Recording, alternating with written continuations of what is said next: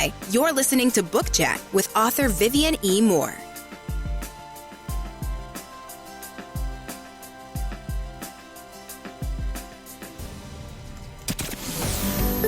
Welcome, everybody, to this week's episode. We really appreciate you joining us. This podcast really shows us how we can all learn, live, and thrive off of each other. By sharing our knowledge through our conversations, we will impart some knowledge whilst learning ourselves how to progress even further. Here is your host.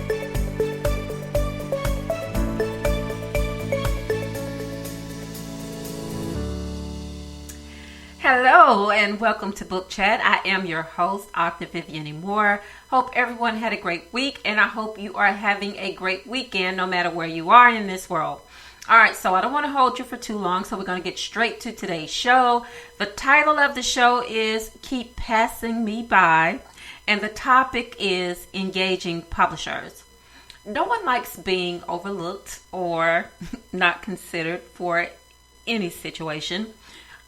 Maybe it started with a kickball game or some other sport in your youth. You know, when you lined up for a gym class, PE as they call it now, and, the opposing teams chose who they wanted on their team. So, they would go for the best players first, and then the stragglers. And, sometimes there are ones who are even worse than stragglers and unwanted, so they don't get chosen.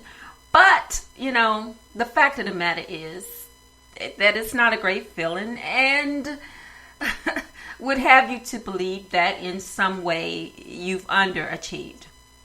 Passed over doesn't equal incapable, though, or untalented. All you need is the right formula. So what if you're not the first choice, but you're still capable?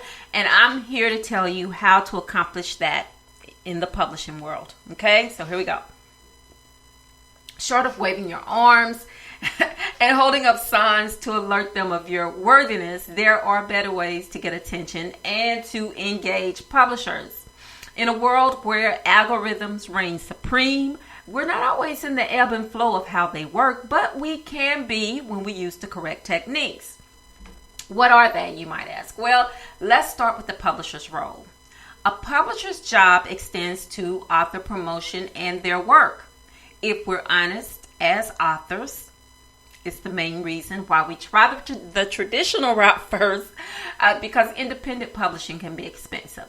And, for those independent authors or artists out there, you know how it goes. You have to go sometimes deep in the pocket for everything. So, and you have to, even if you don't go traditional, you still have to stick to those same standards. So we know. So, even if we don't want to give our creative control over to another entity, sometimes to avoid those costs, we sacrifice, that right as authors to let someone else be in charge. Even if you're used to doing everything yourself, sometimes it's hard to hand the reins over to someone else. But, you do what you have to do.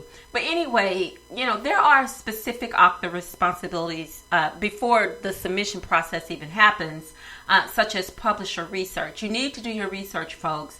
It doesn't make sense to just go out there and willy-nilly choose, a publisher just because they're accepting submissions to submit your work to them. For example, if your work is fiction, and then you don't pitch it to, and then you pitch it to nonfiction publishers. Okay, so that's a no-no. It doesn't make sense anyway. You're writing fiction and then you're pitching your work to nonfiction publishers. It just doesn't make any kind of sense why you would do that.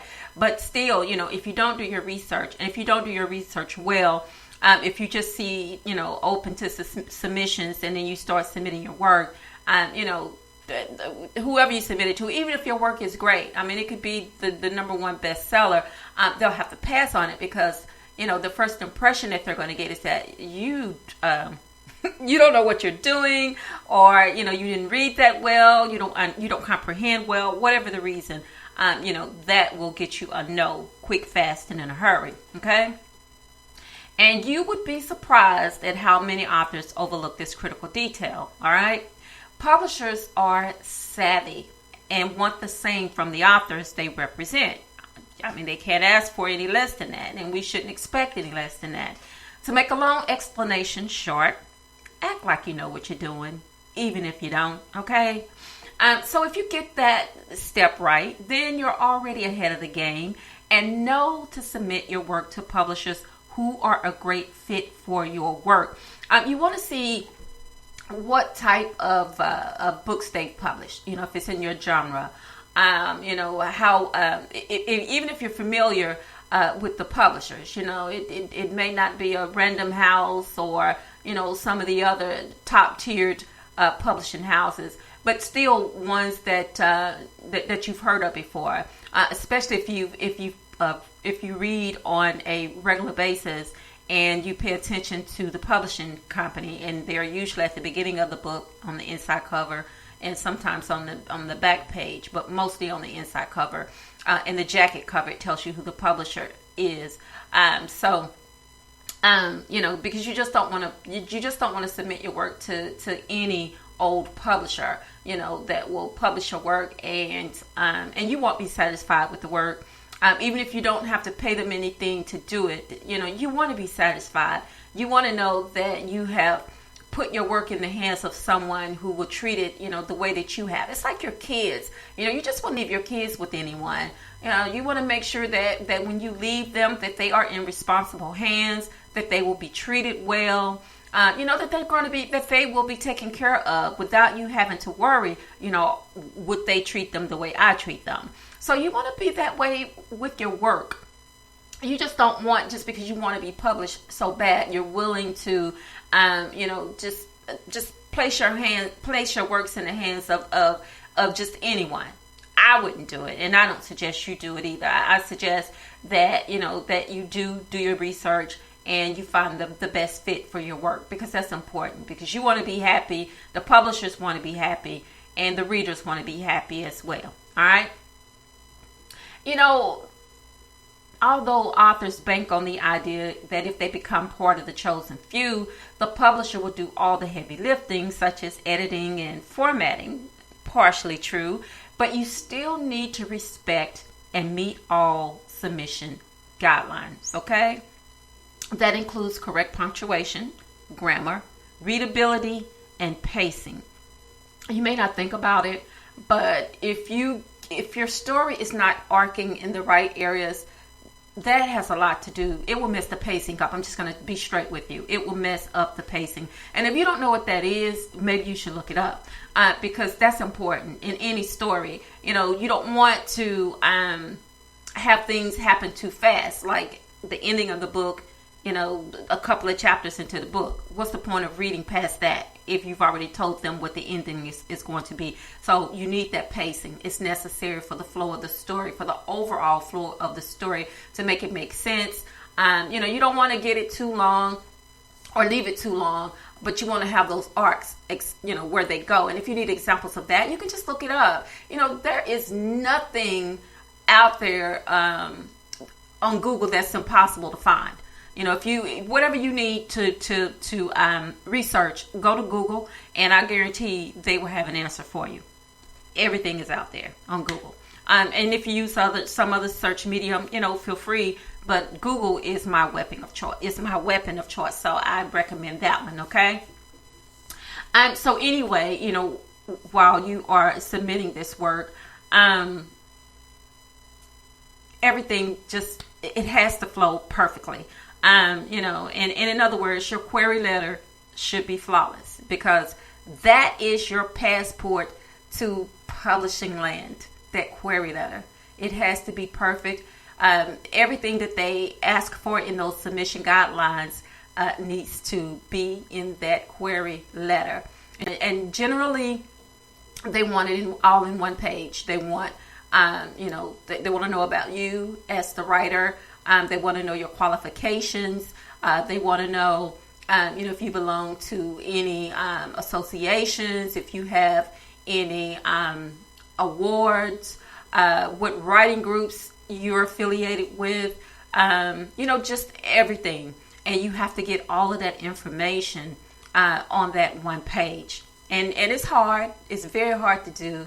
And if you're one of those people who tend to overwrite, or just you want to keep writing and telling and giving and all of those things, you sort of have to sum it up. And that's what they want you to do. They want to see how well you sum up situations. Okay. And once you're past the submission hurdle, the race is still far from over. And you want to do more than just finish. You want to win. Okay. How you do that is by thinking of the publisher as your audience. You want to engage them with how well you can tell a story in 250 words or less using compelling storytelling works. Now, this is not the complete story, okay? This is not the manuscript in totality. This is just that submission page that I'm talking about. Because we haven't even gotten to the actual submission of the whole manuscript yet. We're just still right there on that submission page, okay? And not only that, but they want engaging, relatable characters as well. Publishers love characters that give visceral reactions and use descriptive and figurative language. They want to know how well you can tell a story, how well you use your words, if you overuse your words, and that's a bad thing. Okay, that's just a notation in the margins, but you should know that. Don't ever overuse words. Use some words sparingly, but sort of equal them out on the page or in your writing in general, to make it flow better, to make it look better, to make it sound better, because all of those things should be included.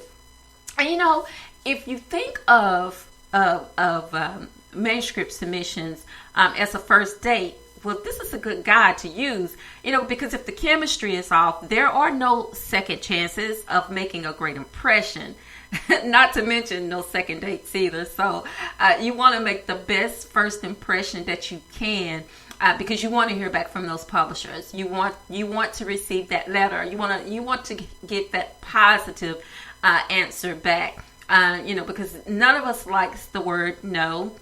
We wish that we could erase it from our vocabulary, but it's next to impossible. So we want to hear and get as many yeses as possible. So if we, if we meet all of the guidelines and we meet all of the expectations of the publisher, and why not should they expect the most from writers? Because you have to think about it. They are putting themselves on the line to make you look good, to support you. So, and you are an investment to them. So they want to be able to get back what they put into you. And that's just the bottom line, So that's why a lot of authors, they sort of get passed by because they're not good investments. You may write well, your story may have, a lot of depth to it, but still, they want to be able to make money from the authors, from the books that the authors write, and not just small books. They are looking for those who will become bestsellers, hopefully. And not every author that's represented becomes a bestseller, but still, those publishers that have been in the game for so long, they know they know the criteria for bestsellers. They know. They can just look at the title. They can just read a few chapters and know that, yeah, this is worthy of becoming a bestseller. So, always put your best foot forward, as my mother used to say. Do your best and you will be rewarded. It may take a while, but still, hang in there, because it can happen. In the end, the greatest takeaway for publishers is that they want marketable and sellable work. And when they offer author contracts, it's not a one and done deal, but a relationship with growth potential. So the goal is not to remain overlooked, but spotlighted as a contender. And a reminder to all those who passed you by back in the day, it was their loss and someone else's gain. All right, folks, that's all we have for today. But before I let you go, I want to make sure I give you these URLs so you can stay in constant contact with Book Chat.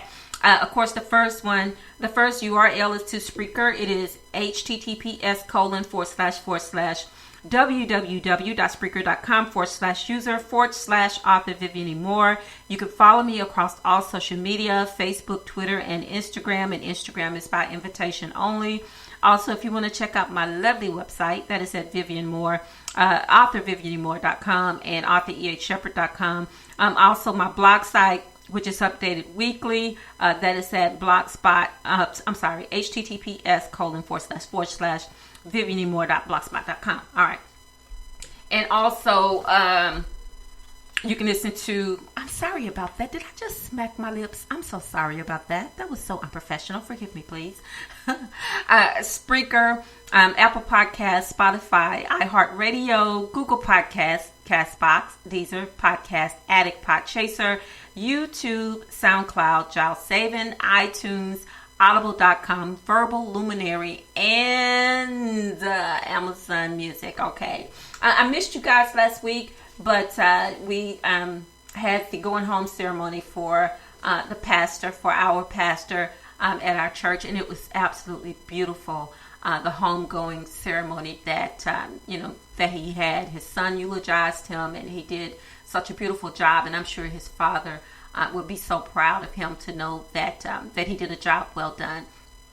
Everything was just so beautiful.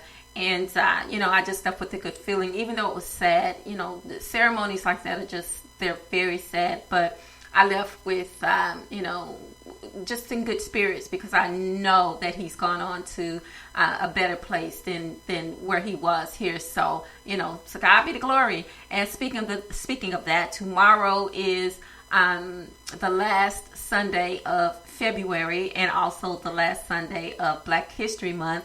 And we have celebrated every single week of Black History. Unfortunately, we weren't able to do it the way we used to do it in the past. We celebrate in the Southern churches. We celebrate with food. we use every excuse, to serve a dinner at church, so we can fellowship and eat together. So, but we weren't able to do that these past few years, because of COVID and things like that. But it makes you appreciate those times and look forward to, to doing them again. So, we do have that to look forward to. And so I'm excited about that. Also, I hope that you're excited about attending some worship service tomorrow. Whether you're still listening to it over the internet or, however you are listening to the weekly morning services, I hope that you are partaking, because that is so important, especially with everything that's going on in the world. And I don't have to mention that already. If you watch the news, you know what's going on.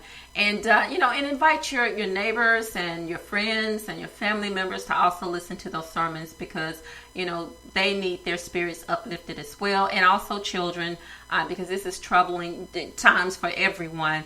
And, that includes children. You may think they're not paying attention, but trust me, they really, truly are.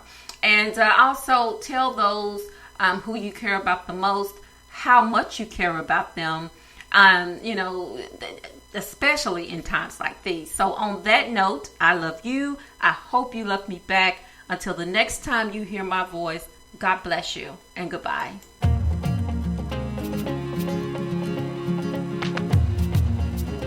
Loved what you've heard on this week's episode? Well, the answer is simple. It would mean the world to us if you could head over to iTunes and leave us a 5-star review and feedback.